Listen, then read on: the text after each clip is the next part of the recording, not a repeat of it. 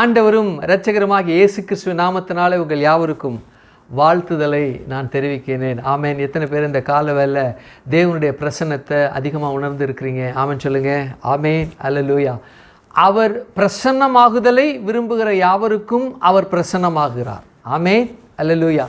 உலகத்தில் இருக்கிற ஜனங்கள் அவங்க தங்களுடைய வாழ்க்கையில் உலகத்தினுடைய பிரசன்னம், அதாவது பாவத்தினுடைய பிரசன்னம் இருக்கும்படி ஓடுறாங்க, கடந்து செல்கிறாங்க, பாவங்களை செய்கிறாங்க. அவங்க எங்கெல்லாம் போகிறாங்களோ அந்த பாவத்தினுடைய பிரசன்னத்தோடு தான் கடந்து செல்கிறாங்க. ஆனால் தேவனுடைய இரத்தத்தினால கழுவப்பட்ட பிள்ளைகள் சபையில் இருக்கும் பொழுது தேவன் அவர் தன்னுடைய பிரசன்னத்தினால் அவர்கள் மூடுகிறார். ஆமென். அல்லேலூயா.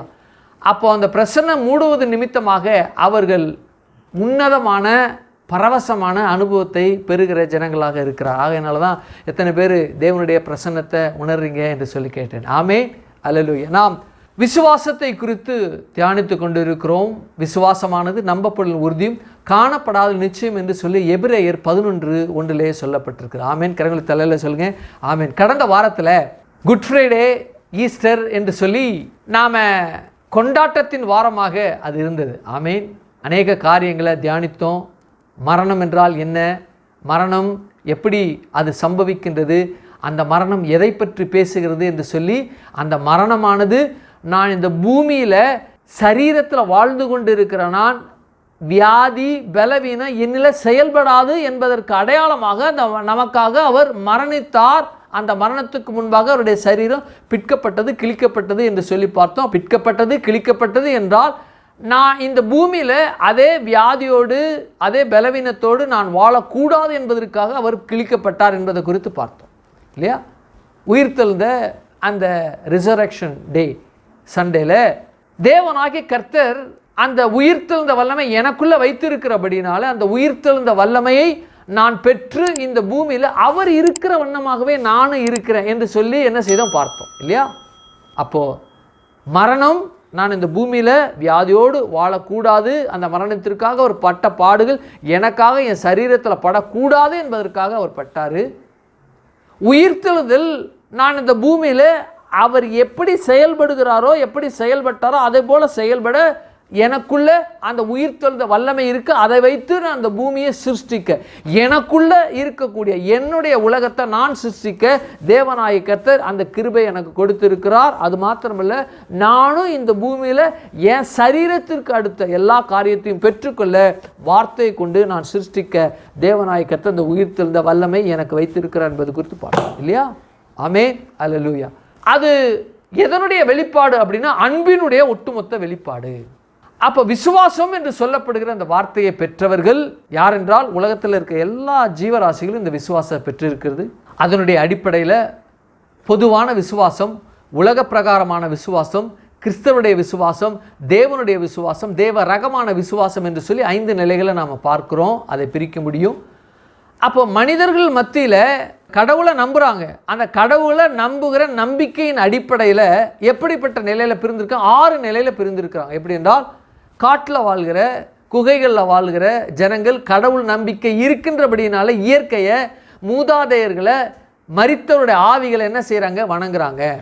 2வது, இதே ஜனங்கள் வேறு மார்க்கத்தில் உள்ளவங்க, அவங்க இருதயம் குருடாக இருக்கிறபடினால கடவுளை அறியணும், தொழுது கொள்ளணும், அவங்களுக்கு உணர்வு இருக்குது. ஆனால் அந்த உணர்வு சரியான பாதையில் இல்லாதபடினால தங்களுக்கென்று தெய்வங்களை உண்டாக்கி அந்த தெய்வங்களை வழிபடுகிற சூழ்நிலை இருக்கக்கூடிய 2வது நிலையில் இருக்கிறவங்க. 3வது, கிறிஸ்தவம் என்று சொல்லி சிலை வழிபாடு செய்து கொண்டிருக்கிற சிலை வழிபாட்டு கிறிஸ்தவர்கள்.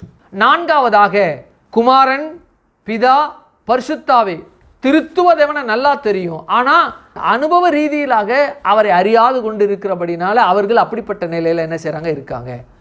அடுத்தது யூதர்கள்.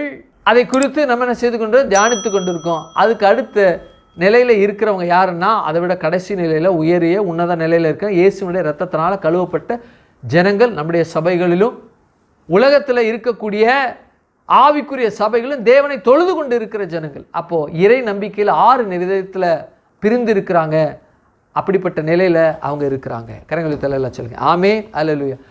அப்போது இந்த யூதர்களை அவர்களை பற்றி பார்க்கும் பொழுது அந்த யூதர்கள் ரட்சிக்கப்பட வேண்டிய நிலையில தான் இந்த பூமியில வாழ்ந்து கொண்டு இருக்கிறார். ஆகவே தான் ஆண்டவராக இயேசு கிறிஸ்து 2024 ஆண்டுகளுக்கு முன்பாக இந்த பூமியில வந்த பொழுது ஒரு மனிதனை சந்தித்தார். அந்த மனிதன் யூதன், பரிசேயன். அது மாத்திரமல்ல, வேதத்தை நன்கு கற்று போதிக்கிற ஒரு போதகன். யார் என்றால் நிக்கதேமு. நீ மறுபடியும் பிறக்கணும்னாரு. மறுபடியும் நான் எப்படி பிறக்க முடியும்? எங்கள் அம்மா வயிற்றில் போய் பிறக்க முடியுமா அப்படின்னு கேட்கும்பொழுது, மோசேயுடைய ஆகமத்தை நீ படிக்கலையா? வனாந்தரத்தில் வெண்கல சர்ப்பத்தில் உயர்த்தினது போல நானும் உயர்த்தப்பட வேண்டும், அப்பொழுது என்னை நோக்கி நீ பார்க்க வேண்டும் என்று சொல்லி இந்த நிக்கதேமை பார்த்து பேசினார். அப்பொழுது பேசும்பொழுதுதான் யோவான் 3:14 தேவன் தம்முடைய ஒரே பேரான குமாரனை விசுவாசிக்கிறவனோ அவன் கெட்டு போகாமல் நித்திய ஜீவனை அடையும்படிக்கு இயேசுவை தந்தருளி இவ்வளவாய் உலகத்தில் அன்பு கூர்ந்தார். அப்போ அன்பு கூர்ந்தார் என்று சொல்லப்படுகிற வார்த்தை, அன்பு என்று சொல்லப்படுகிற வார்த்தை, இந்த உலகத்தில் அன்பு நல்லா தெரியும். பெற்றோருடைய அன்பு தெரியும், சகோதரனுடைய அன்பு தெரியும், கணவன் மனைவிட அன்பு தெரியும். ஆனால் தேவனுடைய அன்பு தெரியுமா? தெரியாது. இருக்கிறது. ஆனால் அவன் அடைத முடியல, அவன் கண்டுகொள்ள முடியல, அதை அனுபவிக்க முடியாத நிலையில் அவன் பக்கத்திலே அவனோட கூட இருக்கு. எப்படி இருக்கு? ஒரு காற்றானது ஒரு மனிதனை எப்படி அமுக்கி அவன் உணரத்தக்கதாக அந்த காற்றானது அவனுடைய வாழ்க்கையில் இருக்கிறது, அதுபோல தேவனுடைய அன்பு அதே விதத்தில் அந்த மனிதனோடு ஒட்டி உறவாடி கொண்டிருக்கு. ஆனால் இவன் அதனால் அனுபவிக்கவே முடியல. என்ன செய்ய முடியல? அனுபவிக்க முடியல. அப்போ இதை யார் அனுபவித்தா அப்படின்னா, பாவம் பிரவேசிப்பதற்கு முன்பாக ஆதாமும் ஏவாளும் அனுபவித்தாங்க. எப்போ பாவம் பிரவேசித்ததோ தேவனுடைய அந்த பரிபூர்ண அன்பு மனிதர்கள் மத்தியில் அப்படிதான் இருக்கு. ஆனால் இவர்கள் உணர முடியாத அளவுக்கு தான் என்ன செய்கிறாங்க? தூரமாக போயிட்டாங்க. அப்போது பரிபூர்ண அன்பு விழுந்து போன நிலையிலையும் அவர்களுக்குள்ளே எப்படி செயல்பட்டது என்பதை தியானித்தோம். அவருடைய பிள்ளைகளுக்குள்ளே எப்படி பயணித்தது என்பதை தியானித்தோம். அவருடைய சந்ததிகளுக்குள்ளே எப்படி பயணித்தது என்பதை தியானித்தோம். நோவாவுடைய காலத்தில் எப்படி குடும்பத்துக்குள்ளே பரிபூர்ண அன்பு பயணித்தது என்பதை தியானித்தோம். அவருடைய பிள்ளைகளுக்குள்ளே எப்படி பயணித்தது. சேம் காம் யாப்பேத்து, அந்த சேமுடைய வம்சத்தில் ஆண்டவராகிய தேவன் பிறக்க ஆபிரகாமை தேர்ந்தெடுத்தார். அந்த ஆபிரகாமை தேர்ந்தெடுத்து ஆபிரகாமுக்குள்ளே எப்படி பயணித்தது, ஈசாக்குக்குள்ளே எப்படி பயணித்தது, யாக்கோபுக்குள்ளே எப்படி பயணித்தது என்பதை குறித்து என்ன செய்து கொண்டு தியானித்து கொண்டு இருக்கிறோம். ஆமேன். கரங்கத்தில் எல்லாம் சொல்லுங்கள் ஆமேன். அப்போது யாக்கோபுக்கு கடந்த வாரத்திற்கு முந்தின வாரம் யாக்கோபுக்கு பிள்ளைகள் பிறந்தாங்க. லாபான் வீட்டிலேருந்து வர்றான். எங்கே வர்றான்?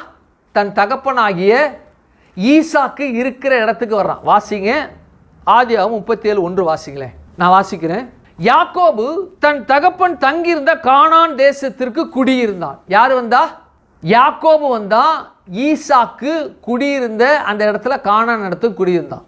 சரி, எப்படி வந்தான் அப்படின்னா, ஒண்டிக்கட்டையாக வரல, 2 மனைவி 2 மறுமனையாட்டியுள்ள 12 பேரோட என்ன செய்தான் வந்தான். அப்போது இந்த பிள்ளைகள் வந்தாங்க இல்லையா, இந்த பிள்ளைகளுக்குள்ள தேவனுடைய பரிபூர்ண அன்பு பயணித்து எல்லாருக்குள்ளேயும் பயணித்தது. ஆனால் ஒரு மனிதனை தேர்ந்தெடுத்தாரு. ஒரு மனிதனை தேர்ந்தெடுத்து உலகமெங்கிலும் மகா பஞ்சம் வரப்போகிறது, அந்த பஞ்சத்துக்கு இந்த பிள்ளைகள் பரிபூர்ண அன்பு பயணித்து கொண்டு இருக்கின்ற அவர்களுக்கு குடும்பத்துக்குள்ள பயணித்து கொண்டு இருக்க அவர்களுக்குள்ள எந்த பாதிப்பும் வரக்கூடாது என்பதற்காக தேவநாயகத்தை ஒரு மனுஷனை தேர்ந்தெடுத்தார். அப்படி என்றால் ஆவிக்குரிய நிலையில அவருடைய இரத்தத்தினால கழுவப்பட்ட நம்முடைய வாழ்க்கையிலும் பரிபூர்ண அன்பானது நமக்குள்ள பயணித்து கொண்டிருக்கு. எதற்கு என்றால், இந்த உலகம் படுகின்ற வேதனைகளுக்கு, உலகம் சந்திக்கின்ற காரியங்களுக்கு நம்மை விலக்கி பாதுகாக்கும்படி பரிபூர்ண அன்பு நமக்குள்ள பயணிக்கிறது. அன்றைக்கு ஒரு மனிதனை தேர்ந்தெடுத்தார். அந்த மனிதனுடைய பெயர் யோசேப்பு. இன்றைக்கு யோசேப்பு இல்லை, அதை காட்டிலும் மேலான ஒருவர் இருக்கிறார். யார் என்றால், நம்முடைய பிதாவாகிய தேவன் குமாரனை அனுப்பினார். அந்த குமாரன் நமக்குள்ள வாசம் பண்ணுகிறார். யோசேப்பை காட்டிலும் நம்முடைய ஆண்டவராகிய இயேசு கிறிஸ்து நமக்குள்ள இருந்து அந்த பரிபூர்ண அன்பை நமக்குள்ள பயணிக்க, பாதுகாக்க, அரவணைக்க, போஷிக்க இந்த அன்பானது நமக்குள்ள பயணித்து கொண்டிருக்கிறது. கரங்களை தலையில சொல்லுங்க ஆமென்.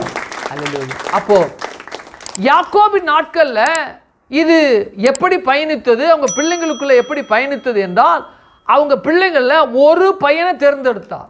கர்த்தராகிய தேவன் ஒரு பையனை தேர்ந்தெடுத்தார். யாரை தேர்ந்தெடுத்தார் என்றால், யோசேப்பை ஆண்டவராகிய கர்த்தர் இந்த ஒட்டுமொத்த இஸ்ரவேல் ஜனத்தினுடைய அல்லது இஸ்ரவேலுடைய பிள்ளைகளை அவர் பாதுகாக்கும்படி ஒரு மனுஷனை தேர்ந்தெடுத்தார். அந்த மனுஷனுடைய பெயர் யார் என்றால் யோசேப்பு. இந்த யோசேப்புடைய வர்த்தமானங்கள் அது எப்படி இருந்தது என்றால், யோசேப்பு யாருடைய பிள்ளை? யோசேப்பு யாருடைய பிள்ளை? ராகேலுடைய மூத்த பிள்ளை யோசேப்பு. ராகேலுடைய மூத்த பிள்ளை யார்? யோசேப்பு. அப்போ தேவனாகிய கர்த்தர் இந்த யோசேப்பை அவர் தேர்ந்தெடுத்தார்.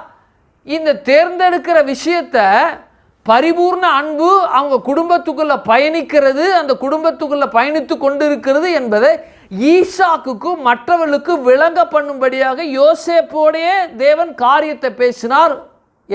எதன் மூலமாக? சொப்பனத்தின் மூலமாக.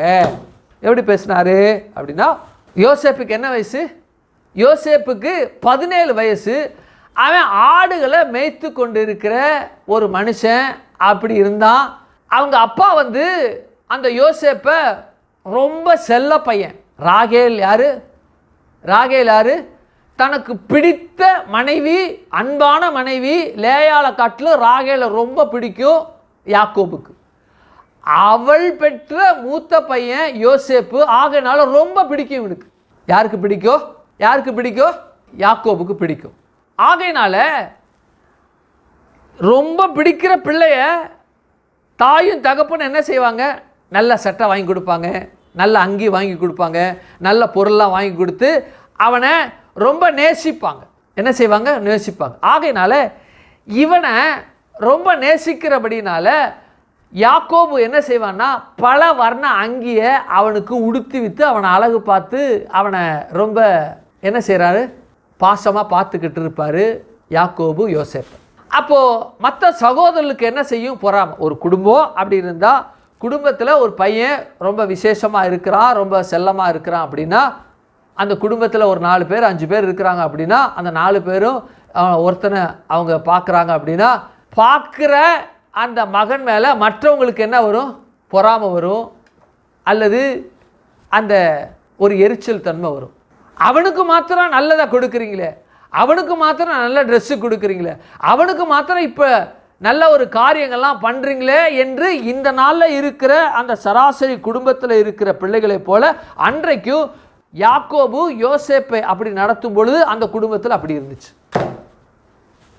பார்த்தீங்க அப்படின்னா 37:3 இஸ்ரவேல் முதிர் வயதிலே யோசேப்பு தனக்கு பிறந்ததுனால, பாருங்க, ரொம்ப வயசாயிட்டு அந்த பிள்ளை பிறக்குது அப்படின்னா அந்த பிள்ளை மேலே பொதுவாக வயதான தகப்பன் வயதான தாய்க்கு கடைசி பெற்ற பிள்ளை மேலே ரொம்ப அன்பு செலுத்துவாங்க. உதாரணத்துக்கு ஒரு குடும்பம் இருக்குது அப்படின்னா, அந்த குடும்பத்தில் ஒரு பிள்ளை பிறக்குது. அந்த பிள்ளை பிறக்குது அப்படின்னா அந்த பிள்ளை நல்லா வளரும். ஒரு 10 வருஷம் 15 வருஷம் கழித்து அந்த குடும்பத்தில் எதேச்சியாக இன்னொரு குழந்தை பிறக்குது. எனக்கு தெரிஞ்சு ஒரு நண்பர் வீடு இருக்குது. அந்த வீட்டில் கணவன் மனைவி அவனுடைய மூத்த பிள்ளை கிட்டத்தட்ட ஒரு 22 வயசு இருக்கும். அப்படி இருக்கும் பொழுது அந்த குடும்பத்தில் எதிர்பாராத விதமாக 20 வருஷம் 21 வருஷம் கழித்து இன்னொரு பிள்ளை பிறக்குது. அவன் காலேஜ் முடித்து வேலைக்கு போய்கிட்டு இருக்கிறான். இவன் என்ன செய்கிறான்? பிறந்து 1 வயசு 1.5 வயசு ஆகுது. அப்போ 1 வயசு 1.5 வயசு ஆகிற அந்த பிள்ளை அந்த தாய் தகப்பனுக்கு ரொம்ப விசேஷமாக, ரொம்ப அன்பாக, ரொம்ப செல்லமாக பார்த்துக்கிட்டு இருக்கிறாங்க. ஏன்னா முதிர் வயதில் அவங்க பிறந்தாங்க, அந்த பையன் பிறந்தான். அதுபோல் இஸ்ரவேல், அதாவது யாக்கோபுக்கு முதிர் வயதாக இருக்கையில் இந்த யோசேப்பு பிறந்த நிமித்தமாக ரொம்ப செல்ல பையன். ஆகையினால இஸ்ரவேல் தன் குமாரர் எல்லோரிலும் அவனை அதிகமாய் நேசித்து அவனுக்கு பலவர்ணமான அங்கியை அவனுக்கு செய்வித்து உடுத்தினான். அப்போது அந்த குடும்பத்தில் என்ன ஆச்சு அப்படின்னா, முதிர் வயதாக இருக்கையில் பிறந்தனால தாய் தகப்பன் ரொம்ப அன்பு செலுத்துகிறாங்க. சகோதரர் இதை பார்த்துட்டு ரொம்ப எரிச்சல் ஆகுறாங்க, இவன் மேலே ரொம்ப கோபம் உண்டாகிறாங்க. அது குடும்பத்தில் சகஜமாக இருக்கக்கூடிய நிலையாக இருந்தாலும் இன்னொரு காரியம் இந்த யோசேப்புடைய வாழ்க்கையில் சம்பவிக்கிறது. யாக்கோபுடைய குமாரனாகிய யோசேப்புடைய வாழ்க்கையில் அது என்னவென்றால், அவன் ஒரு சொப்பனம் காண்றான். சின்ன பையனாக இருக்கிறான். நான்லாம் சின்ன வயசில் இருக்கும்போது நிறையா சொப்பனம் வரும். எப்படின்னா, ஒரு பெரிய வீடு இருக்கும், அந்த வீட்டு நிறையா கதவை திறந்தால் ஒரே கடலை மிட்டாயாக இருக்கிற மாதிரியும், இன்னொரு கதவை திறந்தால் ஒரே அல்வா இருக்கிற மாதிரியும், இன்னொரு ரூமு கதவை திறந்தால் ஒரே அது என்னது தேன் மிட்டாய் ஏதோ ஒரு மிட்டாய் இருக்கிற மாதிரியும் அப்படியே என்ன வரும் கனவு. ஆனால் இவனுக்கு எப்படிப்பட்ட கனவு என்றால், தேவனுடைய பரிபூர்ண அன்பு இந்த குடும்பத்தில் பயணிக்கிறத அவர்கள் அறிந்து கொள்ள, யாரு? யாக்கோபு அறிந்து கொள்ள, யாக்கோபுடைய குமாரர்கள் அறிந்து கொள்ள, லேயாள் அறிந்து கொள்ள, என்னது, தேவனாய கர்த்தர் இந்த சொப்பனத்தை அவங்களுக்கு கொடுக்கிறார். ராகேல் தான் மரித்துட்டா இல்லையா? பிரசவத்தின் போது 2வது பையன் பிறக்கிறான். யோசேப்புக்கு இன்னொரு தம்பி பிறக்கிறான். அவன் பேர் என்னன்னா பென்யமின். அம்மா சாகும்போது, ராகேல் சாகும்போது பென்னோனி என்று பெயரிடுறா. பென்னோனி இல்லை, அவன் வருத்தத்தோடு பிறக்கலை, அவன் ரைட் ஹேண்ட் என்று சொல்லி பெஞ்சமின் என்று சொல்லி பெயர் வைக்கிறான். அப்போது ராகேலுக்கு பிறந்தது 2 பேர். ராகேலுக்கு பிறந்த 2 பேரில் மூத்தவன் யோசேப்பு, இன்னொருத்தன் யார்? பென்யமின். அப்போது ராகேலுக்கு மூத்த பையனாகிய இந்த யோசேப்பு மேலே ரொம்ப அன்பு செலுத்துறதுனால இவனுக்கு சொப்பனத்தில் என்ன வருகிறது என்றால், நல்ல வயல் விளைஞ்சிருக்கு, இவனுடைய அரிக்கட்டு நிமிர்ந்திருக்கு, மற்ற அரிக்கட்டுகள் அந்த இவனுடைய அரிக்கட்டை வணங்குறது போல ஒரு கனவு கண்டான். கனவு காணுவது தேவன் இந்த குடும்பத்தை பாதுகாக்க இந்த யோசேப்பை நான் தேர்ந்தெடுத்திருக்கிறேன் என்ற செய்தியை யாக்கோபுக்கு யோசேப்பின் மூலமாக, கனவின் மூலமாக அவருக்கு தெரிவிக்கிறாரு. அது மாத்திரமல்ல, யோசேப்புடைய அண்ணன்களும் தெரிந்து கொள்ள, யாக்கோபுடைய எல்லா பிள்ளைகளும் தெரிந்து கொள்ள இந்த சொப்பனத்தை ஆண்டவராகிய கர்த்தர் இந்த யோசேப்பின் மூலமாக வெளிப்படுத்துகிற அந்த குடும்பத்துக்கு. ஆனால் இந்த குடும்பம் அந்த வெளிப்பாடை பெற்றுக்கொள்ளாமல், அந்த வெளிப்பாட்டின்படி இல்லாமல் அந்த பரிபூர்ண அன்பை அவர்கள் அதிகமாக ருசிக்க முடியல. ஆனால் பயணிக்கிறது அவர்களோட பார்க்குறான்.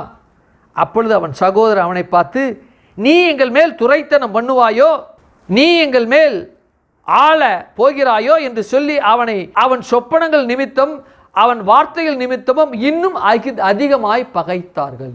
இன்னும் அதிகமாய் பகைத்தார்கள். என்னப்பா, எதுக்கு பகைக்கணும்? சொப்பனம் என்னது? நாம் எல்லாம் வயலில் அறுவடை செஞ்சுக்கிட்டு இருந்தோம். அறுவடை செஞ்சு அரிக்கட்டுகளை முடித்து வச்சு என்ன செய்தோம்? வைத்திருந்தோம். ஏன் அரிக்கட்டு நின்றது? உங்கள் அரிக்கட்டு எல்லாம் அப்படி என்ன செய்தது? அப்படியே வணங்கி நின்றது, சுற்றிலும் வணங்கி நின்றது. அப்படின்னோடனே, டேய் ஏண்டா படவா, பொடியனாக இருந்துக்கிட்டு நாங்கள்லாம் வணங்கணுமா உன்னை? என்ன தைரியம் உனக்கு? நீ எங்களை துரைத்தனம் பண்ணுவாயோ, அதிகாரம் பண்ணுவாயோ என்று சொல்லி ஏற்கனவே காஞ்சு போய் ஏற்கனவே எரிச்சலில் இருக்கிறானுங்க. இந்த சொப்பனத்தை சொன்ன உடனே எரிகிற தீயில இன்னும் எண்ணெயை ஊற்றுற மாதிரி அவனுக்கு ஆயிடுச்சு. ஆனால் பரிபூர்ண அன்பு பயணித்து கொண்டிருக்கிறது. அந்த பிள்ளைகளை பாதுகாக்க தேவன் இந்த பையனை தேர்ந்தெடுக்கிறார் என்ற அந்த புரிதல், அந்த ஞானம் அவர்களுக்குள்ள இல்லை. அதே மாதிரி வேறொரு சொப்பனத்தை கண்டான். என்ன கண்டான்? வேறொரு சொப்பனம் அப்படின்னா, வேறொரு சொப்பனத்தை கண்டான். என்ன வேறொரு சொப்பனம் அப்படின்னா, சூரியனும் சந்திரனும் 11 நட்சத்திரங்களும் என்ன வணங்கினது அப்படிங்கிறான். சூரியன் யாரு? அந்த குடும்பத்தின் தலைவனாக இருக்கிற யாக்கோபு. சந்திரன் யாரு? அந்த குடும்பத்தில் பெற்றெடுத்த தாய். அடுத்தது 11 நட்சத்திரங்கள்லாம் என் அண்ணனுங்கள்லாம், என் தம்பி உட்பட என்ன வணங்கி நிற்கிறாங்க அப்படின்ன உடனே யாக்கோபுக்கு கோபம் வந்துருச்சு. இதை அவன் தகப்பனுக்கும் தன் சகோதரனுக்கும் சொன்ன பொழுது, யார் சொன்னா? யோசேப்பு யாக்கோபுக்கும் தன்னுடைய சகோதரருக்கு சொன்ன பொழுது, அவன் தகப்பன் அவனை பார்த்து 37:10 நீ கண்ட இந்த சொப்பனம் என்ன? நானும் உன் தாயாரும் உன் சகோதரரும் தரை மட்டும் குனிந்து உன்னை வணங்குவோமோ என்று அவனை கடிந்து கொண்டான். அது மாத்திரமல்ல, கடிந்து கொள்வது மாத்திரமல்ல, மனதில் வைத்து கொண்டான் என்று சொல்ல பாருங்க. அவன் சகோதரர் அவன் மேல் பொறாமை கொண்டார்கள். அவன் தகப்பனோ அவன் சொப்பனத்தை மனதிலே வைத்து கொண்டான். ஏதோ ஒரு காரியத்தை இவன் பேசுகிறான், ஏதோ ஒரு காரியத்தை தேவன் எந்த குடும்பத்திற்கு, எனக்கு, நம்முடைய பிள்ளைகளுக்கு ஏதோ ஒரு செய்தியை சொல்லிக்கொண்டே இருக்கிறார். அந்த சொப்பனம், அந்த செய்தியினுடைய வெளிப்பாடு தான் இந்த சொப்பனம் என்று சொல்லி யோசேப்பு சொப்பனத்தை யாக்கோபு மனதில் வைத்து கொண்டான். ஏதோ ஒரு காரியம் நடக்க போகுது. பொறி தட்டிருச்சு. யாருக்கு? யாக்கோபு. சம்பவங்களை சுருக்கமாக நான் சொல்லிட்டு கடந்து போகிறேன். ரொம்ப விரிவாக இருக்கிறது இந்த கதை, மன்னிக்கவும். இந்த வரலாறு கதை கிடையாது. ஒரு ஊரில் காக்கா இருந்துச்சான். அந்த காக்கா பாட்டி வடை சுட்டு இருந்தாலாம். அந்த வடையை தூக்கிட்டு போயிடுச்சான். நரி வந்துச்சான், நீ அழகாக இருக்க ஒரு பாட்டு பாடுனுச்சான். காக்கா காக்கானுச்சான். நரி அந்த வடையை தூக்கிட்டு போயிடுச்சான். கதையில் நரி ஒருபோதும் வடை சாப்பிடாது. நிஜ வாழ்க்கையிலே நரி வடை சாப்பிடாது. காக்கா தான் வடை சாப்பிடும். அதுவும் நீ அழகாக இருந்துச்சு இது சொன்னிச்சான், அது கேட்டுச்சான். இது மொழி எப்படி காக்காய்க்கு தெரியும்? கதையில் என்ன வேணாலும் சொல்லலாம் இல்லையா? ஆனால் இது கதை அல்ல, இது சம்பவம், வரலாறு. அப்போது இந்த வரலாற்றை ஒரு சுருக்கமாக நான் சொல்லி முடிக்கிறேன். சொப்பனம் பார்த்துட்டா, 2 சொப்பனம். உடனே இவனை என்ன செய்கிறாங்க, அப்பா தம்பி நீ போய் அண்ணனுங்கெல்லாம் மேய்க்கிறானுங்க, போய் சாப்பாடு கொடுத்துட்டு வா அப்படின்னு சொல்லி என்ன செய்கிறார், போகிறான். நிறைய சம்பவங்கள்லாம் இருக்குது. தேவதூதர்கள்லாம் யோசேப்பை சந்திக்கிறாங்க. எப்படிப்பட்ட ரீதியில் யோசேப்பை சந்திக்கிறாங்க என்று பார்த்தோம் அப்படின்னா காலம் நேரம் பத்தாது. ஆகவே சீக்கிரமாக கடந்து போகிறேன். யோசேப்பை என்ன செய்கிறாங்க, சந்திக்கிறாங்க. சந்தித்த உடனே அவங்க இங்கே இல்லை, வேறு இடத்துல போய் பார்க்கும்படி எங்கே அனுப்புகிறான், எபிரோன் பள்ளத்தாக்கில் சீகேம் ஒன்று இருக்குது, அந்த சீகேமுக்கு போ. எபிரோன் பள்ளத்தாக்கு பக்கத்தில் சீகேம் இருக்குது, அங்கே போ அப்படின்றான். அவனும் போகிறான். அங்கே போனாக்கா அங்கே அவன் இல்லை. யார், அவருடைய அண்ணன்மார்கள்லாம் இல்லை, அவங்க எங்கேயோ போயிட்டான். இவன் வழி தப்பி திரிகிறத ஒரு மனிதன் பார்க்குறான். அந்த மனிதனை பற்றி பேசும்போது தேவதூதர்கள் தான் அந்த மனிதன் என்று வரலாற்று அறிஞர்கள்லாம் சொல்கிறாங்க. நான் உள்ளே போக விரும்பலை. சரி, அது அவனை வழி நடத்துகிறாங்க. எங்கே போயிருக்கிறான் அப்படின்னா தோதான் என்கிற ஒரு இடத்துல அவங்க ஆடு மேய்க்கிறாங்க அப்படின்னு இவங்க சொன்னதாக அந்த ஒரு மனுஷன் சொல்லி இந்த தோதானை நோக்கி போகிறான். யார் போகிறா, யோசேப்பு போகிறான். அந்த யோசேப்பு போன பிறகு தூரத்தில் பார்க்குறாங்க. டேய் அதோ பார், சொப்பனக்காரன் வர்றான் பார். இவனை இப்படியே விட்டுக்கிட்டே இருந்தா நம்மளை அதிகமாக ஏதாவது சொல்லிக்கிட்டு சொப்பனம் வச்சுக்கிட்டு நம்ம அப்பா கிட்ட என்ன செய்வான், வம்பிழுப்பான், ஏதாவது காரியத்தை செய்வான். ஆகவே இவனை உயிரோடு விடக்கூடாது. அடப்பாவிங்களா, பரிபூர்ண அன்பு உங்கள் குடும்பத்தில் விளங்கணும்னு சொல்லிட்டு அரிக்கட்டுகளை வச்சு ஒரு உவமையை கற்றுக் கொடுக்கிறார். சொப்பனத்தின் மூலமாக சூரிய சந்திர நட்சத்திரங்களை வச்சு கற்றுக் கொடுக்கிறார் ஏதோ ஒரு விஷயத்தை. அப்படின்னா இவன் தெய்வ குழந்தை அல்லவா, நம்முடைய பாதுகாக்கிற ஒரு இரட்சகன் அல்லவா என்று புரிந்து கொள்ள திராணி இல்லாத அவர்கள் என்ன செய்கிறாங்க, பார்க்குறான். இவனை கொல்லணும், இவனை கொலை செய்யணும் சொல்கிறான். அவங்களுக்குள்ள வாக்குவாதம் வருது. அதெல்லாம் செய்ய வேண்டாம்டா அப்படின்னு சொல்லிட்டு இவனை என்ன செய்கிறாங்க, கொலை செய்யணும்னு சொன்ன உடனே ரூபன் நினச்சா தடுத்து விடுறான். இவனை தடுக்க போனால் இந்த குழியில் போட்டுருன்னு சொன்னோன்னே குழியில் போட்டுறாங்க. அங்கேருந்து குழியில் போட்டோன்னா அங்கே இஸ்மவேலர் வர்றாங்க. இஸ்மவேலருக்கு 20 வெள்ளிக்காசுக்கு வித்துடுறாங்க. ரூபன் அங்கேருந்து வரும்போது குழியை பார்க்குறான், குழியில் ஆளை காணோம். ஐயோ என்னடா குழியில் ஆளை காணமே, எல்லாம் சேர்த்து கொண்டு விட்டானுங்களோன்னு சொல்லிட்டு ஐயோ எங்கடா இவனை காணமே, யோசேப்பை காணமேன்னு சொல்லும்போது நாங்கள் விற்று போயிட்டோம் அப்படின்னா. ஐயோ நம்முடைய தகப்பனுக்கு என்னடா சொல்கிறேன். அதில் சொல்கிறான், அவனுடைய அங்கி இருக்குது, அந்த அங்கியை ஒரு ஆட்டை அடித்து ரத்தத்தை ஊற்றி அவன் வறுவழியில் பீறிட்டு போயிட்டான் அப்படின்னு அப்பாட்ட ஏமாற்றி விடுவோம் அப்படின்னு சொல்லி ஒரு உபாய தந்திரத்தை சொல்லி விற்று போடுறானுங்க இவனுங்க இஸ்மவேலருக்கு. அவனுக்கு கொண்டு போய் எகிப்தில் கொண்டு போய் விட்டுறான். போத்திபாரில் அவன் வாங்கிக்கிறான். அந்த போத்திபார் என்கிற அந்த எகிப்தினுடைய தலைவன்கிட்ட அவன் கொண்டு போய் கொடுத்துட்றான், அவன் வாங்கிக்கிறான். அப்போது இந்த யோசேப்பை, இந்த குடும்பம் காக்கப்படுவதற்காக தேவனாய் கர்த்தர் யோசேப்பை தேர்ந்தெடுக்கிறார். சகோதரர்களாக சேர்ந்து இவனை கொலை செய்யணும், இவனை இப்படியே விட்டுக்கிட்டோம் அப்படின்னா இந்த வித்த இந்த காரியமானது இவர்கள் தப்புவிக்கத்தக்கதாக இருக்கக்கூடிய இந்த தன்மை என்ன செய்கிறது, போய்கிறது, பொய்த்து போகுது. பிசாசானவனை எப்படியாவது இந்த யோசேப்பை காலி பண்ணணும். இந்த குடும்பம் பஞ்சத்திலையும் எல்லா விதமான இந்த இயற்கை உபாதைகளில் இவங்க வாதிக்கப்பட்டு சாகணும்னு பிசாசு நினைக்கிறான். தேவன் நினைக்கிறாரு இவனை வச்சு பாதுகாக்கணும்னு. இப்போ தேவனுக்கும் பிசாசுக்கும் மறைமுகமான யுத்தம் இவர்கள் குடும்பத்தில் என்ன செய்து நடக்குது. சகோதரலாம் சொல்கிறாங்க இவனை கொன்றுவோம் அப்படிங்கிறான். இவங்க கொன்றுவோன்னு சொல்கிறது பிசாசுடைய பக்கம் நின்று பேசுகிறாங்க. பார்த்துங்க அப்படின்னா 37:20 நாம் அவனை கொன்று இந்த குழிகள் ஒன்றில் அவனை போட்டு ஒரு மிருகம் அவனை பட்சித்தது என்று சொல்லுவோம், வாருங்கள் அவனுடைய சொப்பனங்கள் எப்படி முடியும் என்று பார்ப்போம் என்று சொல்லி ஒருத்தர் பேசிக்கிட்டானுங்க. ரூபன் கேட்குறான், ஐயோ கொலகார பாவிகளா, இப்படி பண்ணிடுவானுங்களே என்று சொல்லி ரூபன் தேவன் பக்கம் நிற்கிறான். மற்ற சகோதரர்கள் பிசாசு பக்கம் நின்று அவனை காலி பண்ணணும்னு நினைக்கிறான். இவனை காலி பண்ணனா இந்த குடும்பமும் இந்த பஞ்சத்தில் காலி ஆயிடுவாங்க.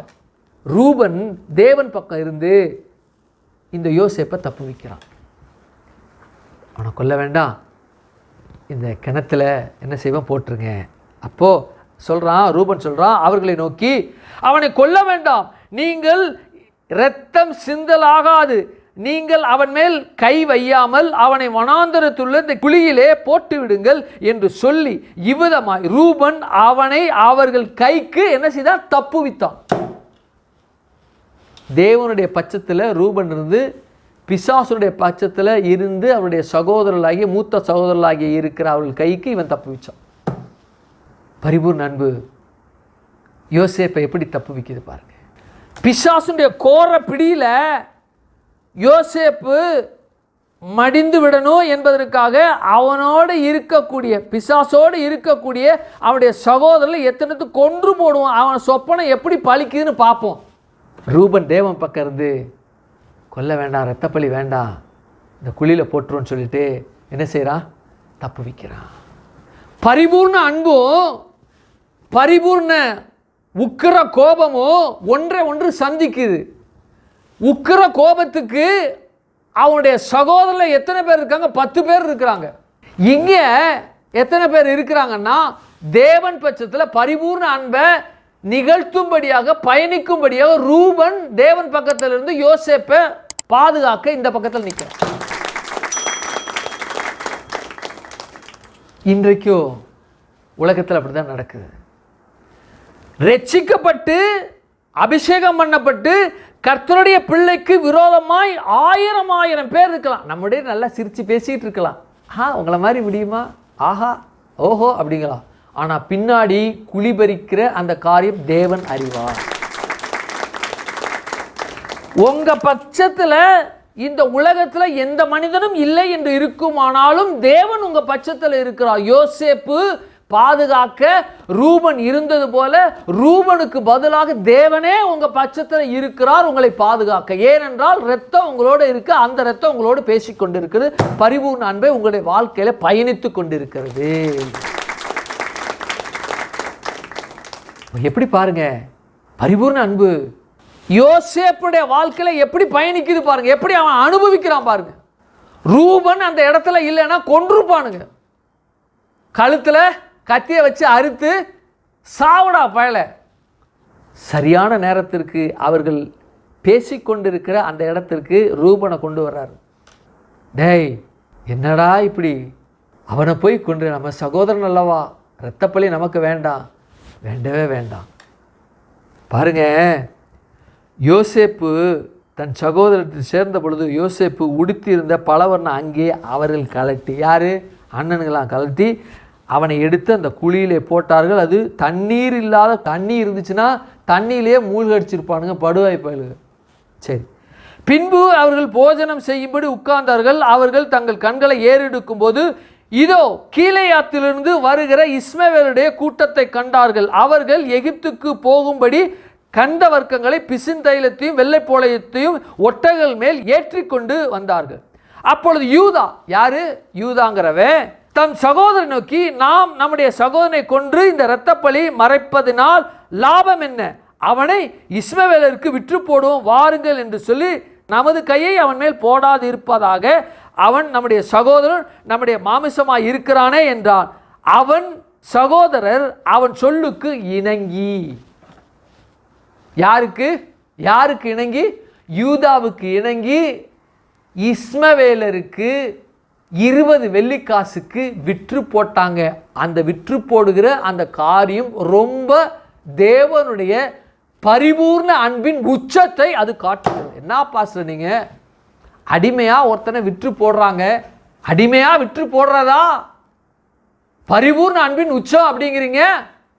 அங்கதான் ஒட்டுமொத்த இந்த வரலாற்றினுடைய கிளைமேக்ஸ் அங்கே தான் என்ன செய்கிறது இருக்கு. கிளைமேக்ஸோடைய உச்சமே அங்கே தான் இருக்கு. எப்படி பாஸ்டர் இது சொல்றீங்க? ஆமாம், ஒருத்தன் காக்கும்படி ரூபன் என்ன செய்கிறான்? காத்து கொண்டா. மற்ற சகோதரன் கொலை செய்வோன்றாங்க.